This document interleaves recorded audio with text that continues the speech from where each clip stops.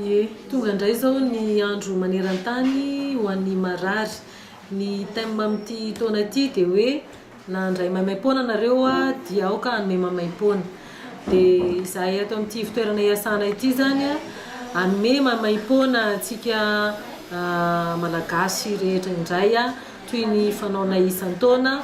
Dia fanaraka indrindra amin'izay thème izay ny tolotra omenay ho an'ny ray aman-dreny, ny tolotra omenay amin'ity indray mitoraka ity.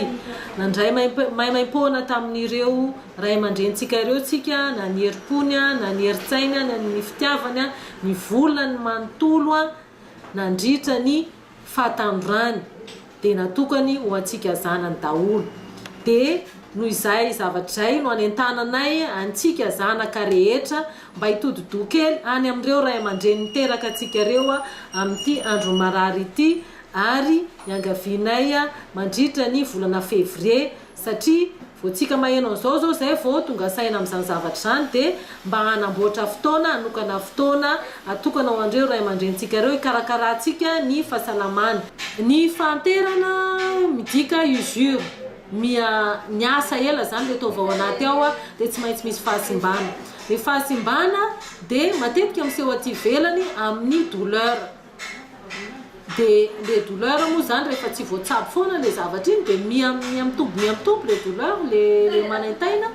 Dia fanaizana izay amin'ny ankapobeny ny zavatra mampanaintaina ny antitra dia ny resaka aretin-damosina, mety avy amin'ny voa zay, mety avy amin'io taolan-damosina io zay, mety calcul rénal zay, mety prostate zay, mety cancer du col zay any amin'ny vehivavy. Fa io valana io style lamosina ty zany io matetika maharary io rehefa manomboka miditra ny 90 taona. Sasany moa dia 90 taona dia efa maharary.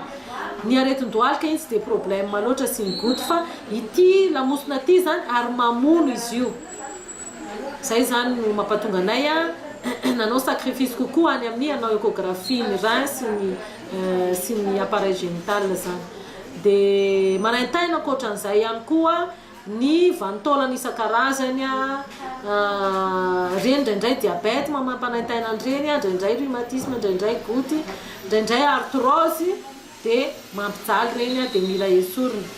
Dia manaraka an'izay ny zavatra mampijaly ny olona rehefa manomboka mahazo taona dia le lasa kely aina, tsisy force, mampijaly reny.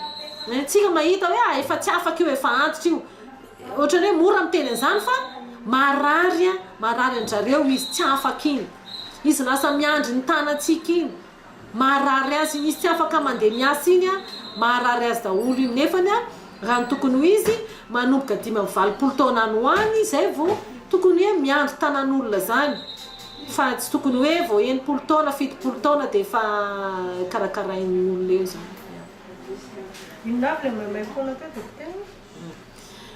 Ny consultation zany maimaim-poana dia miaraka amin'izay maimaim-poana ny échographie na rein, miaraka amin'ny prostate, dia ny fijerena fahasalamany fo amin'ilay électrocardiogramme, appareil koa io jerenan'io.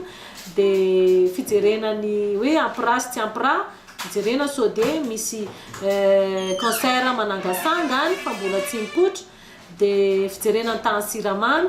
Dia ao anatin'izay zany misy fampianarana ihany koa mandritra ny adiny 3 eo ny tokony fomba fisakafo sy ny karazany. Dia ny traitement n'ireo be antitra reo dia averiko foana tsy mitovy amin'ny any tanora, miavaka kely azy ary saripady. Raha vao dify ny dose tokony tsy atao dia lasa manimba zavatra. Dia reny traitement reny zany omenay maimaim-poana daholo.